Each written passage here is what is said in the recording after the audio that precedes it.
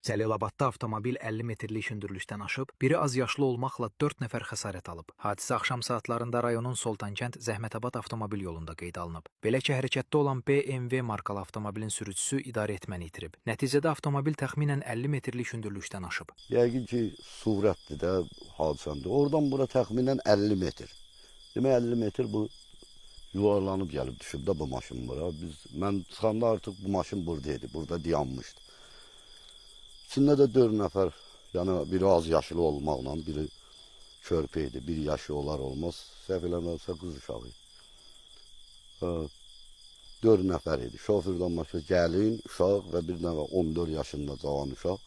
Qəza zamanı avtomobildə olan 4 nəfər müxtəlif dərəcəli bədən xəsarətləri alıb. Yaralılar hadisə yerinə cəlb olunan təcili tibbi yardım briqadaları tərəfindən xəstəxanaya hospitalizasiya olunublar. Onlar yardımlı rayon sakini 46 yaşlı Elbrus Qafarov, Sumqayıt şəhər sakinləri 23 yaşlı Zəhra Qafarova, 14 yaşlı Samir Qafarov və 1 yaşlı Məryəm Məmmədov olublar. Hazırda qəzanın baş vermə səbəbləri dəqiqləşdirilir. Faktla bağlı araşdırma davam etdirilir.